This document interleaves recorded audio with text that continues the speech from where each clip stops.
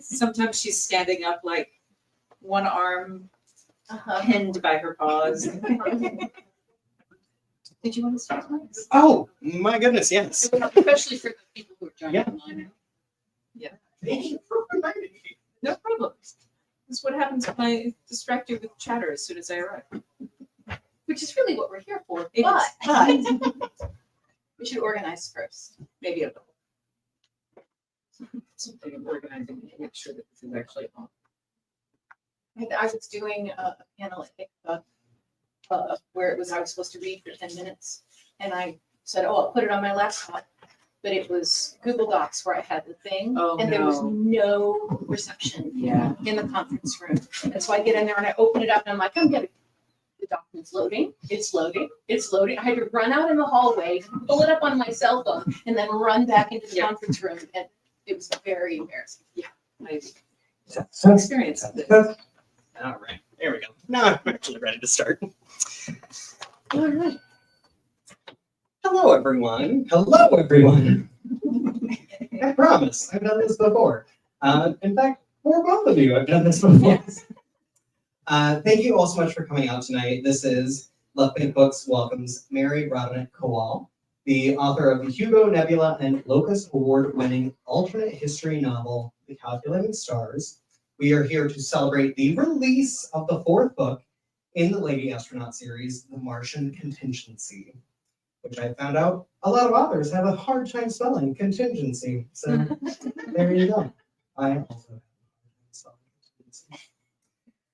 A couple of things. We are very thankful that you are here tonight. Your presence is a gift, and we are thankful that you are spending it here with us. It is with your support that we are able to do events like celebrating this event tonight. When you support Left Bank Books, your money goes directly back into the local economy. It helps us keep our doors open, but it also helps do things like keep the parks free, the libraries free and open, and with books. And it also helps keep the streets paved and other like sundry things that you are putting your money directly back into your economy.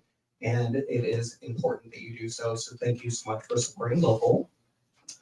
A couple of upcoming events that we have that you most definitely should be excited for.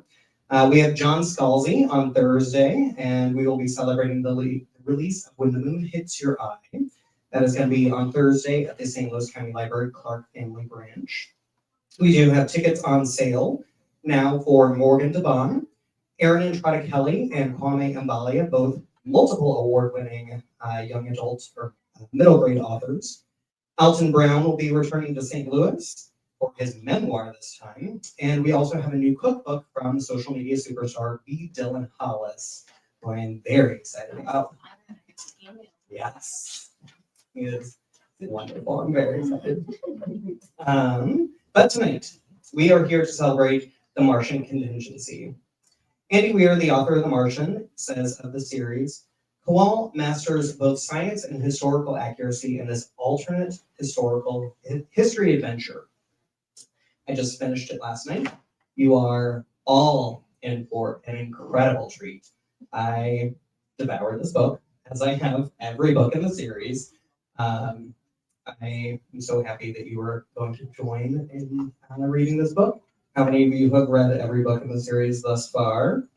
Wonderful. No shame if you have not. If you are new to the series, welcome. You are in for a treat. Years after a meteorite strike obliterated Washington, D.C., triggering an extinction-level global warming event, Earth survivors have started an international effort to establish homes on space stations and the moon. The next step, Mars. Elma York, the Lady Astronaut, lands on the Red Planet, optimistic about preparing for the first true wave of inhabitants. The mission objective is more than just building the infrastructure of a habitat. They are trying to preserve the many cultures and nuances of life on Earth without importing the hate. But from the moment she arrives, something is off. Mary Robinette Kowal is the author of the Hugo, Nebula, and Locus Award-winning alternate history novel, Calculating Stars, the first book in the Lady Astronaut series. She is also the author of the Glamourist Histories series and Ghost Talkers, and has received the Astounding Award for Best New Writer, 4 Hugo Awards, the Nebula and Locus Awards. Her stories appear in Asimov's Uncanny and several years' best anthologies. Mary Robinette has also worked as a professional puppeteer, is a member of the award-winning podcast Writing Excuses, and performs as a voice actor, SAG-AFTRA, recording fiction for authors including Seanan McGuire, Cory Doctorow, and Neal Stephenson. She lives in Tennessee, which is That's maybe not okay. accurate. The last line of that should be, it's exactly the same. She lives in Denver. With her husband Rob and over a dozen manual typewriters. Tonight we are so thrilled to have Ann Leckie as our conversation partner. Ann Leckie is the author of the Hugo, Nebula, Arthur C. Clarke, and British science fiction fantasy award-winning Imperial Reich series, as well as the critically acclaimed fantasy novel The Raven Tower. She has worked as a waitress, a receptionist, a rodman on a land surveying crew, and a recording engineer. She lives right here in St. Louis, Missouri, which is still accurate. Yes. Without further ado, we're all moving to Denver. Without further ado, would you please help me in welcoming our incredible guests this evening? I think that I've seen you, I can't remember the last time I've seen you, so I don't think that I've had a chance to tell you how much I enjoyed Raven Tower. Oh, thank you so much. Yeah, really liked that. Thank you. Yeah. That's very nice to hear. Yeah. For obvious reasons, it didn't get as much attention as the Ancillary books, which is fine. You know, I don't think those reasons are obvious at all. I was like, why is this book not getting as much attention? It's really freaking good. Well, thank you. I haven't seen you since the last one of these, the Yeah. last time you were here. For that thing. Yeah, that would have been, It was, it was, it was for the Spareman. it was Spareman, yeah, Yeah. yeah, Spareman, 22, yeah. Yeah. Yeah, yeah, no, things have happened since then. A lot of things have happened since then. Uh-huh. On another topic, yes. So you have multiple cats and a dog, or you have a cat and a dog? I have a cat and a dog. I kind of have a cat and a half, because my dad has a cat, and so when we go back to Tennessee, you will often see Chairman Meow wandering around in videos. Yes, Chairman, yeah. Chairman Meow, M-A-I, Meow. I know someone whose little daughter named their cat Battlestar Galactic Cat. That is perfect. Yes.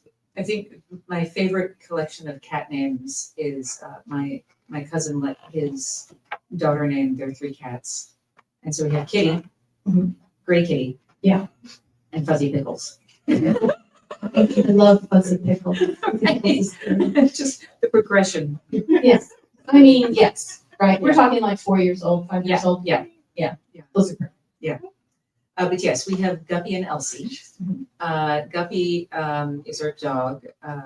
The one that I mentioned is 49 pounds. Guppy's a show dog. Do you show Guppy, or does Guppy just come with the training and She just showed up. that kind of show dog? Okay, all right. So you obtained Guppy through the cat distribution system. Correct. Yes. Yes. The cat distribution system gave us a dog. Don't know, what happened there, but yeah, we found her starving by the side of a road. She was 5 months Aw. old. Oh. We were just gonna keep her long enough to get her healthy and then find her for forever. So her name originally, so we didn't get too attached, was Guest Puppy. Guppy.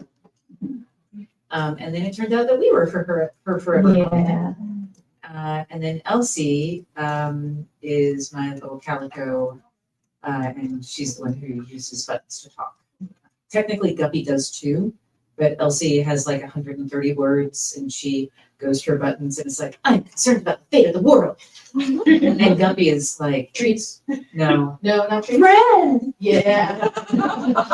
Every word means hello, outside, or friend. And her most complicated sentence today has been, here, friend. Like, sweetheart, I would have known that without the buttons. You are not helping me with my belief that everyone should do buttons for her. She's good. She's what you see is what you get. Yeah. Yeah. Theoretically, Elsie is going to go with me to my next stop. Where's your next stop? Boulder. It's only an hour from our apartment. Oh, so she could be driven and Mhm. perform buttons for people? She will not talk to people. I know better than that, but that people can come and pet her, give her treats. Give her treats. She will do tricks. I'm pretty sure she will do tricks, assuming that she decides that she doesn't hate me and refuse to come out of her carrier. Yeah, yeah. I had a cat in college, actually. I went away for a month. And my roommate, of course, took great care of her, came back and she was like, I don't know you. It took about a week before she was like, all right, I will begin to forgive you. Yeah, this is one of the interesting things actually about the buttons is that so I recently had to go to Tennessee for to help out with some family stuff, mild flooding and hospitalization. Yeah, nothing big. So I wasn't sure how long I was going to be gone. So we decided that I thought I should take Elsie. And my husband was like, I don't know. It seems very traumatic for her. And I'm like, I think she would like to be back. And then it occurred to me, I can ask her. So I did. She said she wanted to go?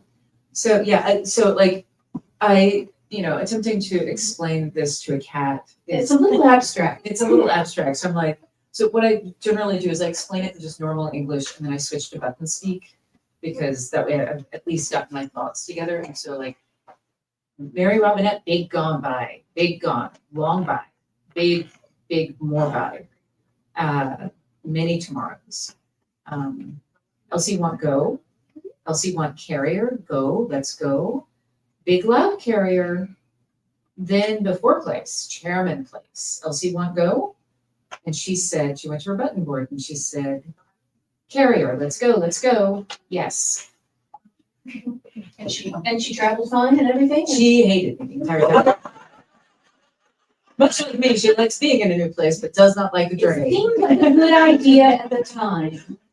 I realized in hindsight that when we had done the previous travel, we had flown out of Chattanooga.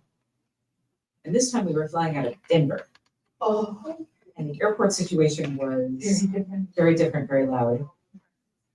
Yeah, it is cursed. You've been to Denver, yes. And also the turbulence coming out of Denver. She was also not a fan of that, which, fair. Who is? Yeah. But she was really happy when she got there. It was she was immediately like, I know these places, and she started playing with chair. Oh, that's good. That's good. Yeah, if I said to my dog, do you want to go somewhere? He'd be like, yeah. He wouldn't necessarily actually want to go where we were going. Yeah. Mm-hmm. Yeah. Dogs just want to go. Mm-hmm. They just want to be where the people are. That's right. They want to see.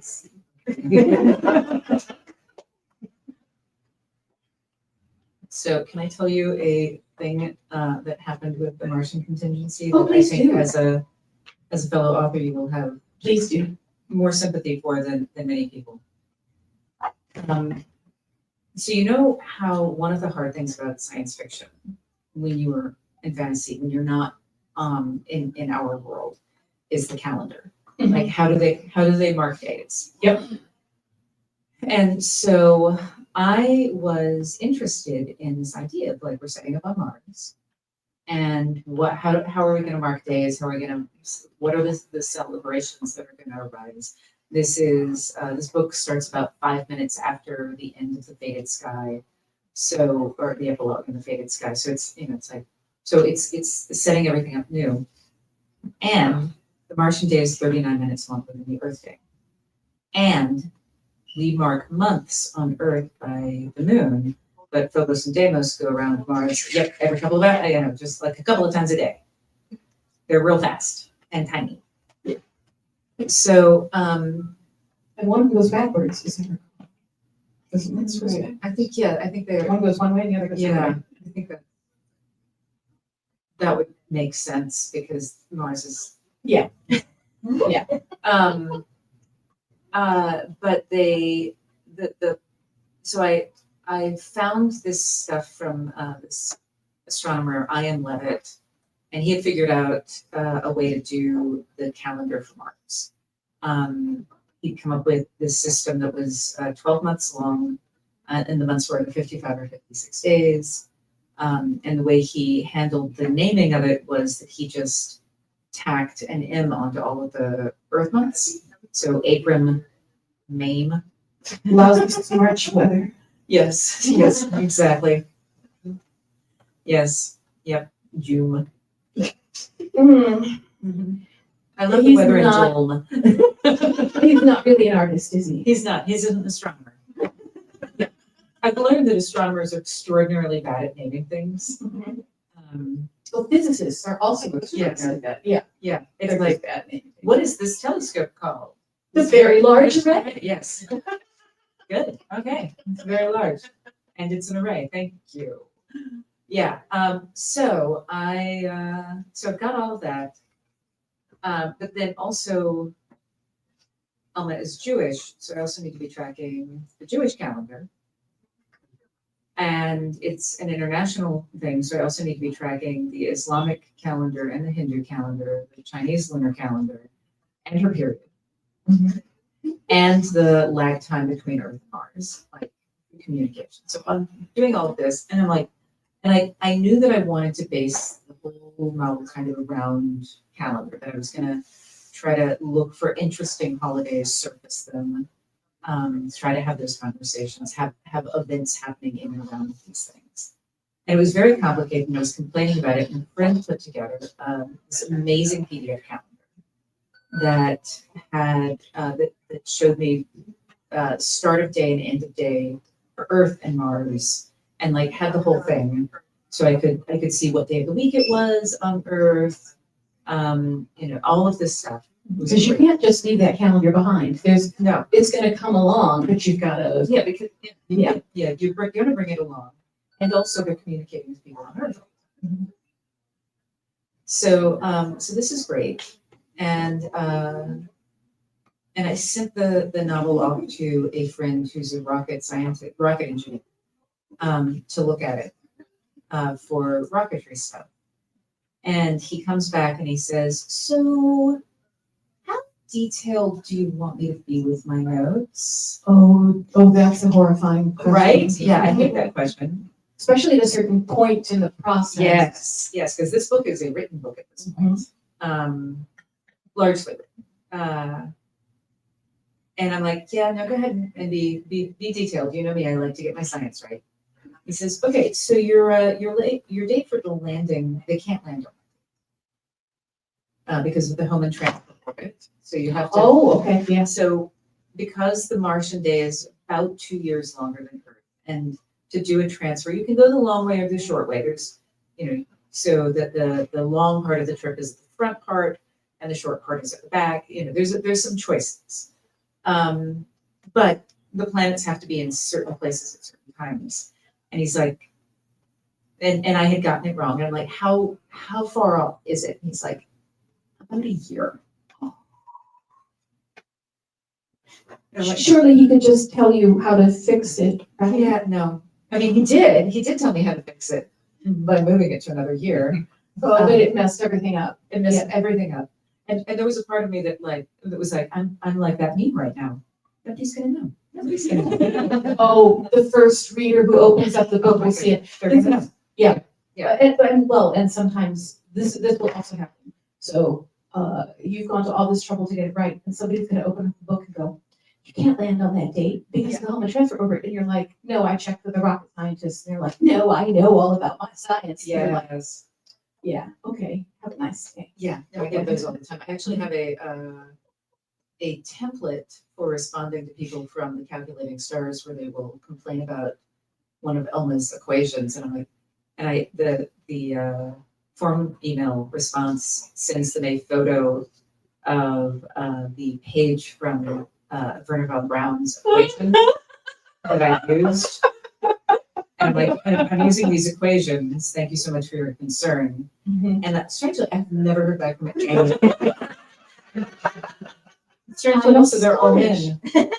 No offense. You astonish me. Yes. So the calendar saga continues, though, because Because once you change one thing, it's like you try and straighten out your bedspread. oh yeah, You straighten out one wrinkle, and it makes 15 more wrinkles on the other end of the bedspread. and then the cat is like, oh my god, you're making up the bed. This is exciting, and now you're doomed. Right. basically, I had let a cat into my manuscript. So in 1969, March 3rd, which is the anniversary of the meteor slamming into the Earth, stacked on top of Purim and Easter. Like they were all right there. And in 1970, Early Easter, sorry. yeah, it was a really early Easter. Yeah, it was a very early Easter, but in 1970, they are spread out in weeks. Like the Easter wasn't right on March 3rd. It was just a little In that area, Yeah, okay. it was close enough that it was a useful thing. But so then I had to move it. Mhm. I had to move everything, like so I had to rearrange things. And then the problem is, as soon as you rearrange things and you're dealing with a lag time between the Earth and Mars for communication, any scene that has a communication with. So one scene went from having a 10-minute lag time, which is the shortest possible, to having a 40-minute lag. And it's like those are just totally different scenes at this point. Yeah, yeah. So get it. So I'm like, okay, so I'm working on that, and then he comes back to me and says, so how detailed? And I'm like, Just tell me. just tell me. just tell me. And so he had said that he would help me figure out the new dates, and that he was going to make the spreadsheet. And in doing so, he realized that my first print had accidentally done, instead of 55 and 56 days, had done 54 and 55. So all of my, like everything was off. I'm like, this is kind of okay because those are just Mars dates, and that's just going through the manuscript and updating and like checking things out. So I go through and my second friend has made this phenomenal spreadsheet, and it's like tracking every. The first had been a PDF calendar. This is amazing. I used to have to go look at a separate website, figure out what the lag time was. Now it's all like incorporated. He's tracking on this period. He's also showing me, look, we've got, these. It's important. It's important. It's a lot. Yeah. And then also now I know that with this new thing, I have this new thing I can take advantage of, which is that the Earth goes behind the sun, and so they're in communications blackout for a while. And this is amazing, actually, because this is a new opportunity and this is a great thing. So I fix all of that, and I'm happy with it. He doesn't see any problems. Goes to the editor, copy editor, proofreader is. Oh yeah, now there's one more thing. And then the blind reader, which is not someone I've interfaced with before. This is someone who gets the manuscript, not the manuscript, gets the final pages right before they go to the printer and reads them without looking at the manuscript. And I get this, so how detailed email? And my friend had made only one mistake on the spreadsheet, because he is Jewish and did not know that there are 2 Easters. Oh, and so he picked the wrong one? He picked the Orthodox Easter instead of the Catholic Protestant Easter. I shouldn't say it's the wrong one. It's Please not excuse me. Yes. I mean, I grew up Catholic. Please Yes. excuse me. Roman Catholic, I should say. For plot purposes. So when you are reading the novel, you're going to get to a scene where they're like, gosh, it's really too bad that we were so busy with mission parameters on Easter and weren't able to celebrate. What do you say we use the Orthodox Easter instead? And that is why that scene is there. Works for me. Yeah, but the nice, I'm actually glad that it happened. Like once I finished all of my cursing, litter box. It was a lot of. Once I finished all of the cursing, I was really happy about it because I wanted to talk about all of the differences and the questions of what you keep and what you don't keep when you move, and the fact that there are 2 Easters speaks directly to that. So I was glad that it happened. No, it's not. I was happy with the finished product. I wish that there had been another path to get there. Right. Anyway, I thought Yeah, but that's great. And that's a really good example of just how high stakes calendar can be, Mhm. right? Yeah. Because that double Easter is an artifact of a dispute Mhm. over a freaking calendar. Yeah. Right? And Yeah. you take it to another planet, and can you imagine the Catholics who want to calculate Easter one way and the Catholics who want to calculate Easter another way, and then the Protestants who want to calculate Easter a third way, and then no, it's not going to be good. Yeah. Yeah, and then it's also like, when do you celebrate New Year's? do you celebrate New Year's on Earth New Year's? And then do you celebrate at midnight on where, at what time? Right, And then you have 2 New Years within a Martian year. Or do you also then celebrate Martian New Year?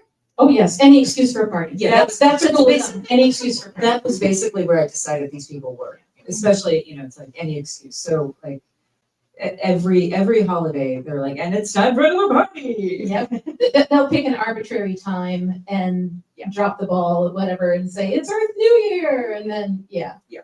My brother and his wife have a great tradition because they used to live in China, and they do Hong Kong New Year. Mm-hmm. So we have New Year at like 11 o'clock in the afternoon. It's Oh, very yeah, nice. that's It's nice. very nice, very civilized. We have a little brunch. Like so much memories. Well, there was a time when I was excited to stay up till midnight for New Year.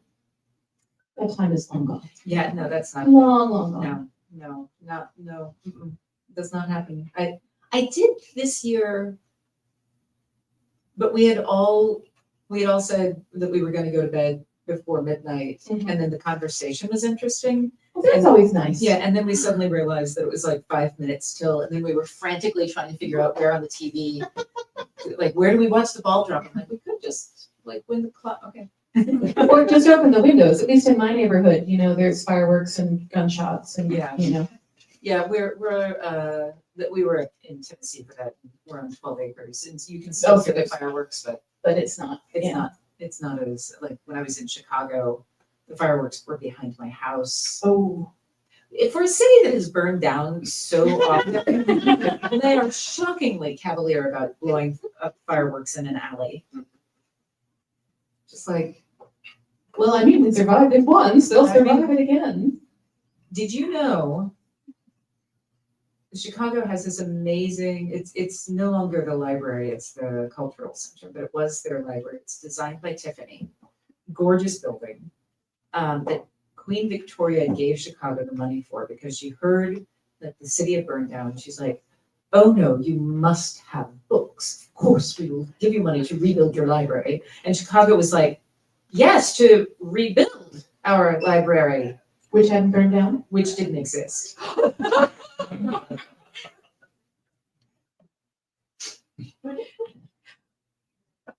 Man, there are so many layers to that.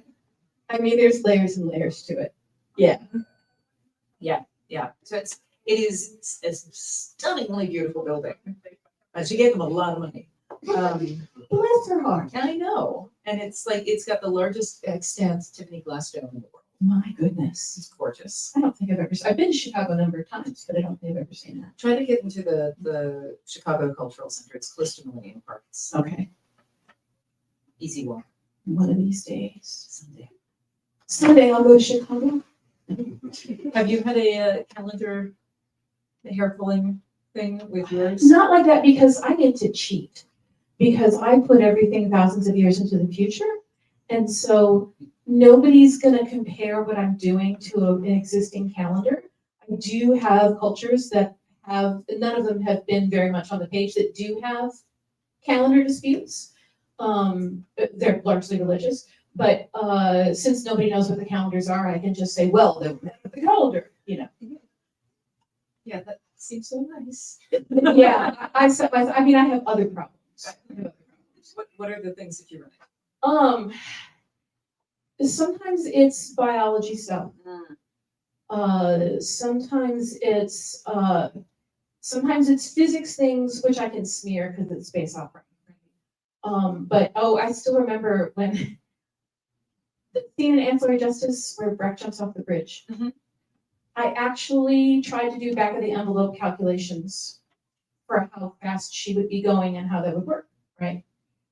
And so I wrote the scene and it comes out and somebody wrote a really thoughtful review and said, it's really obvious from her having written this scene that she doesn't actually understand the physics of what's going on here. I hate And- these people. Well, no, actually, so, but, he sort of salved my vanity because he says, Ordinarily, I would think it was lazy writing, but Leckie is not a lazy writer. She clearly does not. And he was correct. I could see when he explained what I had done wrong.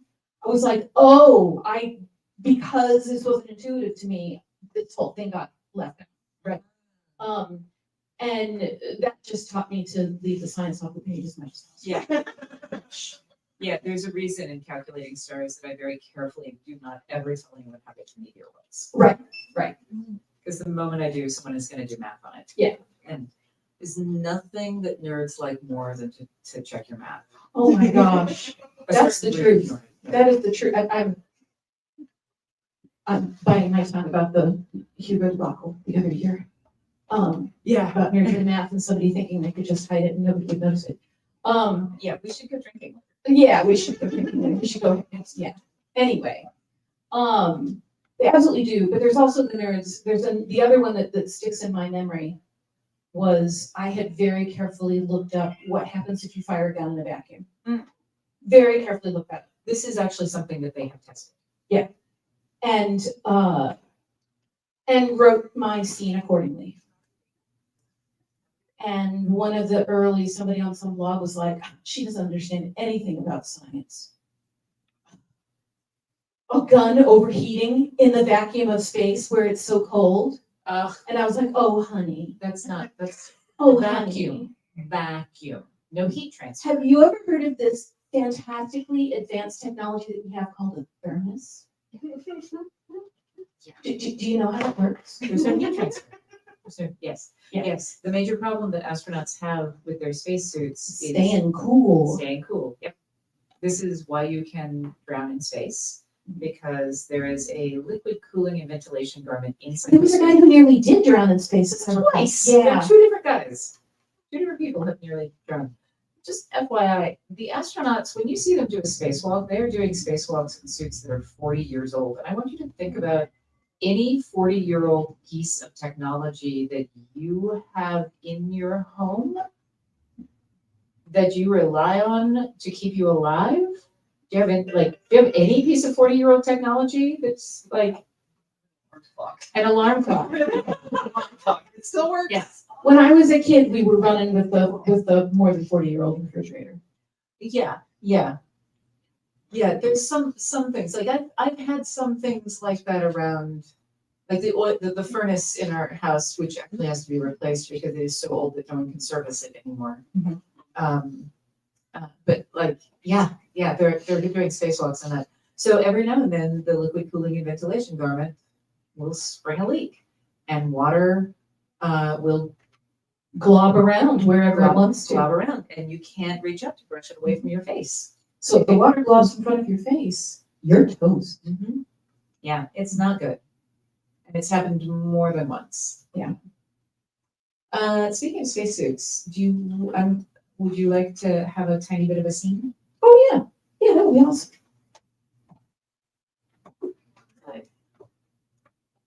So I'm also an audiobook narrator, and I usually on these tours don't actually read from the book that I'm touring, because I'm like, if you can just listen to me do that. But as soon as my computer decides, there we go. So I usually read from something else, but in this case, I am actually kind of reading from the Martian Contingency because I'm reading a cutscene. Oh, that's cool. Because of the all of the issues with the calendar, I wound up having to cut a scene. I'm having to cut a lot of scenes actually, and like to move things around. And there were, it is better, but as a result of that, this cut scene contains some plot points that just don't happen in the book at all. So it's going to sound like I'm hitting spoilers because this happens pretty deep in the book, but it's basically an alternate history of my alternate history. So the things that you need to know, the things that are kind of the same, is it's the second Mars expedition. Elma is the second in command of the expedition. They've just received an order from Earth that they don't agree with. Those things do happen, but exactly what the order is not the same in both. and the way they respond to it is not the same either. I don't think, I think maybe the names of the characters are spoilers, but also I think you get all of them in chapter 1, so. We did come up with a better plan than my surname idea, although it incorporated some name obfuscation. It was somewhat more nuanced and less likely to get us caught. It was simple in that we would follow Parker's orders to bring his selection of men down from the Goddard, but we were not taking the women up. It would mean setting up hammocks in the main dome to accommodate having 10 extra people, but there was enough space to do that. The first step in our plan was to make it look like the women were retreating to the Goddard. So I sat in the pilot's seat of the Esther with Helen beside me. We looked back over the seats that were filled with all of the women who were down on the mission. All of them except Dawn, who stood at the back with Howard Tang and a camera with a tripod. She was muttering to herself as she adjusted the focus. Then she stepped back, gesturing to the camera. "It's ready. Don't touch anything." Howard held out his hands to the side and said, "No touching," which is going to make it hard to actually take your photo. She rolled her eyes and made her way back to her seat. "You know what I mean. Take 12. All of us had our spacesuits on with the helmets open. I pulled out the lipstick and curled my eyelashes for this. It reminded me of the old days when I was photographed powdering my nose in a T-33 as a publicity photo about Lady Astronauts. And here we were doing it again. This time, though, it was a subtle message to Earth. The only astronauts in this photo would be women. Parker could use it as a happy photo of us retreating to Goddard if he wanted, but that wasn't what it was. Ready? Howard put his hand over the trigger. Each of us had picked an icon of the job that we did for the IAC. I sat in the pilot seat. Helen had a slide rule. Florence had a portable radio set. Ken had a syringe. Catalina and Ahana held planters. Dawn had another camera. Zainabu held a glove and a needle. Opal had a wrench. Name had an item. Now you see all the things. All of us sat in a carefully posed arrangement composed by Dawn. "Do it!" Dawn glared into the camera. There were no smiles here. We were professionals and we had a job to do. None of us were just pretty faces, and none of us needed to smile. I told Parker that I would not fight him in public, but that was not the same thing as rolling over and going belly up. "Do you want to do one where you're smiling?" Howard looked up from the camera. "No." I spoke quickly because I know how the public affairs office worked.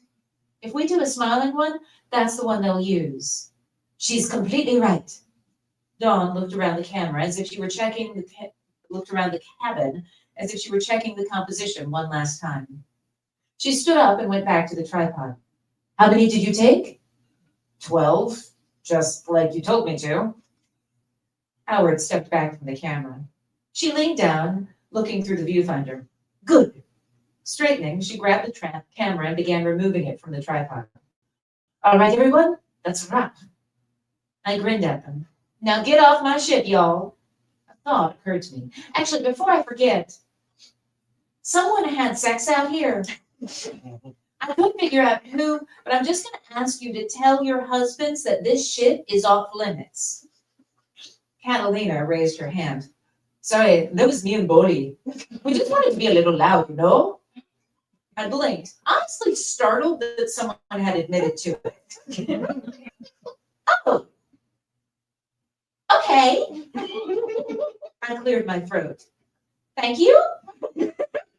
"Would the cargo area be all right?" She snapped the planter she was holding into a carry bag. I bit the inside of my lip and tried to channel Nicole, who would be absolutely unflustered by conversations like this. Let's discuss that when we get the pressurized gantry built. Until then, I'd like to preserve the consumables." "I recommend exploring other types of consumables." Zainabu snapped her glove back into place. Howard, bless his heart, had turned a brighter shade of red than me. He cleared his throat. I'm just gonna wait in the airlock."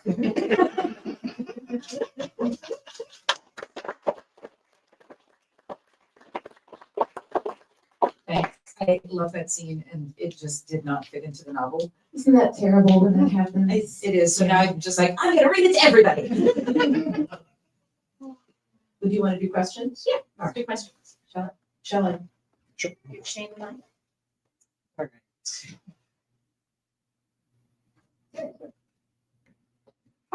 I. I always enjoy your pop culture inclusions, whether it's in the Spare Man, where you're making up far future pop culture for the trivia night, or at the end of this, we have an altered song to fit. This takes place in 1970, and there is a lot of classic sci-fi that happens in the 60s. How do you think the meteor strike would have affected all those great writers of the 60s, Heinlein and Asimov and such? So this is a question I actually spent a lot of time thinking. In fact, in the Faded Sky, one of the scenes that I cut, one of the things I had to cut for length because not Faded Sky, Relentless Moon. No, it was Martian Contingency. Sorry, I was like, it's a book, what I wrote. But one of the things that I had in the book originally was that they, on the first expedition, the people who were down had a story night where they would tell each other stories and read. And I had one of them was reprising it with a Bradbury story that does not exist. So I had, and I'm not going to be able to find it fast, but I had written the opening of a Bradbury story that doesn't exist. I was just kind of waiting for people to lose their shit. Because they couldn't find it? Because they couldn't find it. Yeah. But it was one of the scenes that, like, when I was moving things around and cutting for length, it was one of the things that I had to lose. But what I think, based on what you see over the course of science fiction, is that we'll get a piece of information, and science fiction writers will go, okay, but what if? So the reason, like, the Martian Chronicles exist is because we were getting new information about Mars at that time. There was and you see a lot of things that happen that now just seem like, oh yeah, of course everyone is interested in the bouffant hairdo. Part of that happens because people got fascinated by the idea of microgravity because of the Mars mission, of the lunar missions. And it coincides with the availability of hairspray to have the technology to actually do that. But these are some of the things that you see that will turn up in popular culture that you don't always recognize. So I do think that they would have written different things. I think the same people would have been writing stories. I think the themes that they were interested in terms of the big picture of the stories that they were writing, the kinds of stories, I think those would have all stayed the same. But I think some of the what if jumping off points, those would have been different. And so I did think about that a fair bit. I will say also one of the other things that I did in Relentless Moon, I think this is correct, with the exception of Rudyard Kipling, I think every other author that I mention in that book is one.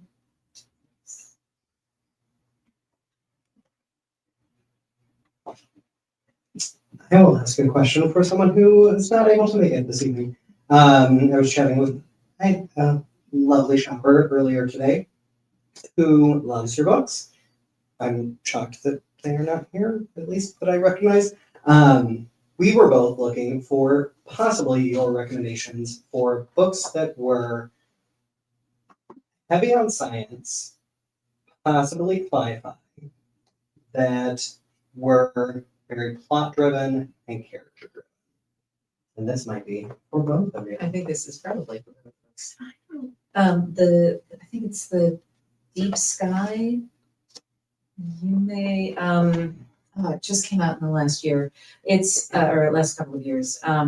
This is where I'm quietly opening my device. So you look that up, and I'm gonna rec who maybe all of y'all in the room here already know about is Adrian Tchaikovsky. Oh, yeah. Y'all have read Children of Time, right? And if you haven't, why haven't you read it? If you have a spider phobia, do not read Children of Time. Actually, I have a good friend who has a terrible spider phobia, and I have to tell her she can't read Children of Time. But Children of Time is fabulous. The science is not so much physics, which is science fiction. In science fiction, a lot of times people say, well, hard science, and they mean physics. What they really mean is engineering. They don't actually mean science, but please excuse me, I didn't say that. And but things like biology and the other sciences, psychology, sociology, linguistics, those things don't get so much play. I think Adrian is much more interested in biology than in physics, but if you want stuff with really cool biology stuff, definitely check out Adrian Tchaikovsky, Children of Time. And Alien Clay is the one that just came out this last year. Yeah. The Deep Sky by Yumi Kitase. Oh, they sent that to me to read, and I didn't get a chance to. It's really good. So in this book, climate,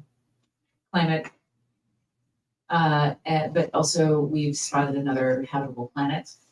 And so they're sending out a ship, and it's not quite a generation ship. It can travel, the planet is close enough that the generation born on the ship will be the ones that are doing the landing, but the ones who leave Earth, if they're all 18, will be alive. And so they send this ship out, and everybody on it, not everyone has to be a woman, but everyone has to have a working vagina, or working, womb, uterus, really, because they are going to have babies on the ship. And it's really great because they have virtual reality to make their experience of the ship more palatable. Yeah. So it's like, oh, I'm going through the ship, but it looks like I'm walking through the forest. And everybody can kind of skin it different ways. And then because it's a book in space, things start going on. It's really good. She really thought through like all of the physics, all of the mystery acting to it it's very, very good. Other stuff. Mountain in the Deep, arguably. Oh, Mountain in the Deep is really, really good. And once again, not so big on the physics, but very big on the biology and the zoology. Yeah. I recommend. I believe I've read Mountain in the Deep. Yeah, it's really phenomenal. Have you read this one yet? No. So it's Ray Naylor's debut novel. It is, I say arguably, it's definitely like, things have gone, like the waters have risen. There's a lot of very highly, like very thought out boat city kind of situations. And there's someone has discovered an marine biologist. There are octopodes that are doing some unusual behavior. And so it winds up being a kind of first contact story. Mm-hmm. Yeah, but really good. Yeah, it's also got all of these other things weaving through it, like the question of there's an android, so it's the question of, is the android sentient, or is it not? And then there's AI stuff that's happening in it, and then the other one, now that my brain is finally is Sanjay Miller, Black. Yeah. Blackfish Blackfish City. Not hopeful, but very No, careful. very good. Well, Sam is just great. Not hopeful. Sam's great. Have you read Venomous Lumpsucker? No. It's British. I believe it was shortlisted for the Arthur C. Clarke one year, which is why I read it. It's very funny in a very bleak way. And it's very much like things are going extinct and climate change stuff. You just need to read Venomous Lumpsucker. Very, very bleak humor. Venomous lump sucker. It's a bold title. Yeah. Yeah, it's not an attractive title. No. But the book is really good. Yeah. The title for Martian Contingency, when I first pitched it, calculating stars, faded sky, relentless moon, they all have like this, something about a planet or whatever. And so I had come up with this list of math or space terms and then adjectives. And it was derivative base. But derivative, which is like a really cool math term, but then I'm like, then I just have derivative right in the title, just waiting for people. So we went with Martian Contingency as a spin on the Martian Chronicles. Yeah. Titles are hard. Titles are very hard. Yeah. Any other questions? I will literally answer questions about anything. Like, do you want to ask me about my cat? Do you want to ask me about? Okay. I was reading the Martian Chronicles book club, and the character Nathaniel York appears. So then I eventually put two and two together because Nathaniel York is almost. So is there a story? Yeah. When I wrote, so there was a novelette called The Lady Astronaut of Mars, which is where Elma first becomes a character. And I described the story that I wanted to write as like an homage to Ray Bradbury, which is why it's Bradbury Base. Even though his prominence as a writer at that point doesn't actually make sense for them to have named it Bradbury Base, but whatever. This is my universe. I'm like, there's some astronomer that they probably named it after. But I decided for myself that all of the characters in The Lady Astronaut of Mars are named after characters from the Martian Contingency. So when I wrote Calculating Stars, there's a point in the book where Elma walks into her boss's office and he's reading a paperback and he says, "Someone's a fan of your husband. They've named a character after him." It's fun to do those little hat tips. Like not all readers get them, but when one does, you're like, yeah, good.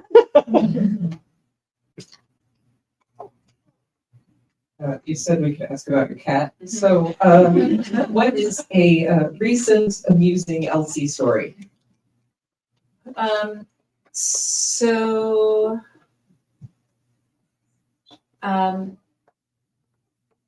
So I had, Elsie was in Chattanooga and I went off and left her with my dad for a week. He does not understand her. And so she spends a week where she will use the buttons occasionally and he's just like, "What?" Which is what he says to me, honestly. He has hearing aids, he does not use them. It runs the batteries down. No, he can hear things. Oh. And then he might have to acknowledge them. He doesn't like the sound of things. He can hear ticking and like a lot of the high pitched frequencies that he doesn't normally hear. He's like, "I can hear the clock ticking. It's real loud." I'm like, "It is real loud, Dad. That's your okay. It's not okay." I mean, okay, Dad. Anyway, so when I came back and I got into the house, I had to immediately deal with some stuff which involved me sitting down and having a conversation with my dad and someone else who was visiting. And I'd given Elsie some scritches, but I hadn't been able to really acknowledge her. And the other person leaves, and Elsie comes over and she puts her little paw on my foot. And she looks up at me with her really big eyes, and she takes a step back, and I'm like, "Oh, okay, yeah, no, we can go talk, yeah." Like she twines against my legs, and we walk over to the button board, and she goes into the buttons, and she looks at me very meaningfully, and she says, "Matt."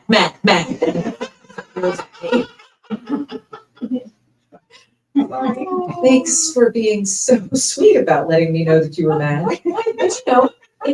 last time she would have just bitten me. So this is big improvement. She also, in terms of her speaking to someone who does not speak button, Chairman Meow and her were playing, but then sometimes, playing becomes not playing. And so it had started to tip over to not playing, and she like jumped away from him and went to her button board and looked at him and was like, swatting. And he's like, he's not an orange cat, but he is definitely a hipper. And he was unconcerned by the fact that she was letting him have it verbally.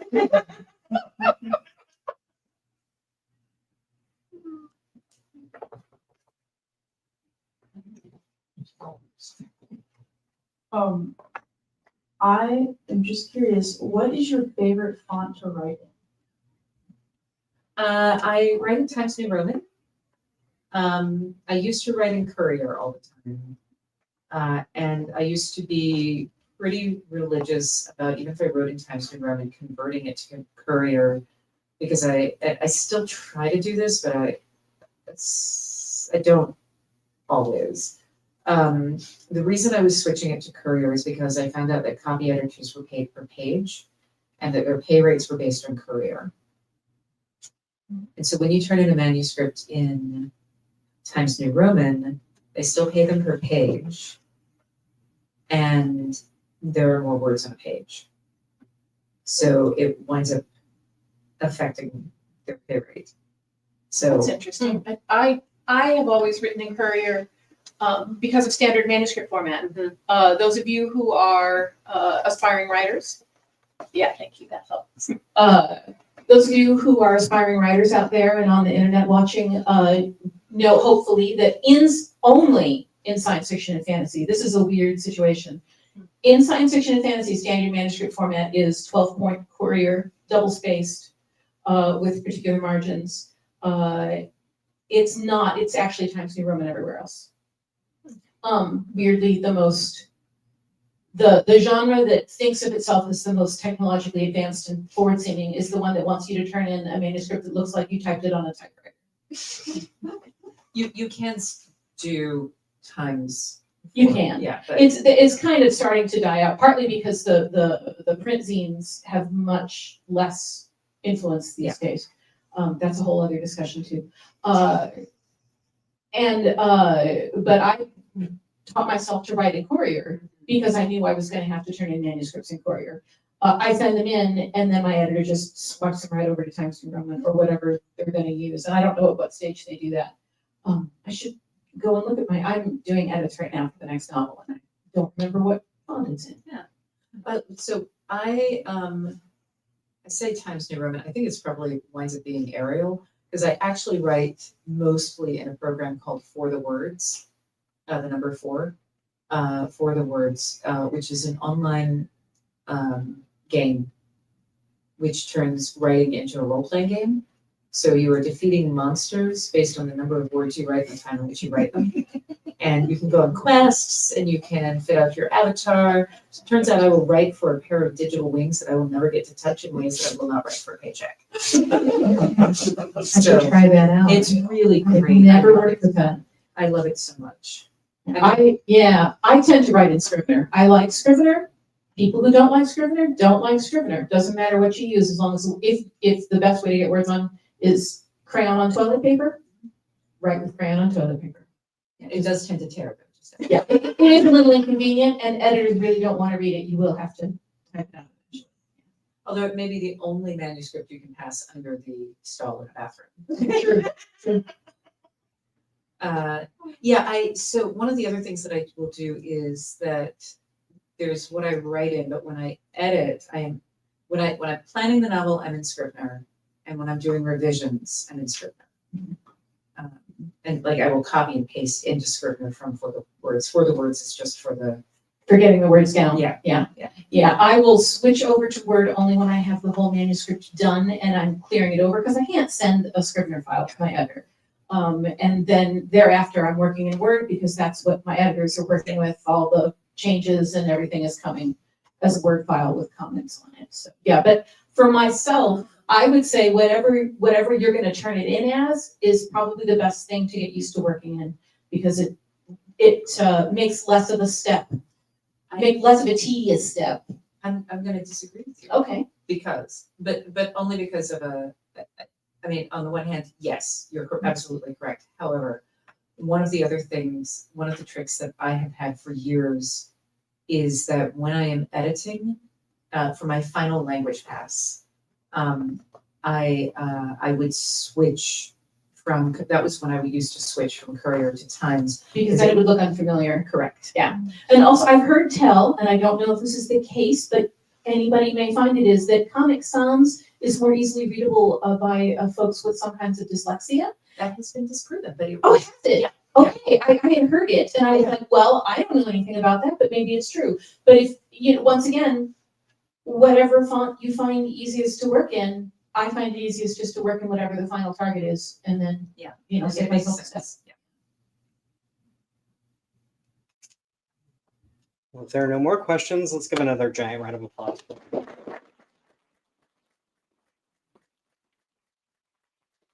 I did want to say one thing, because we always want to thank our bookstores.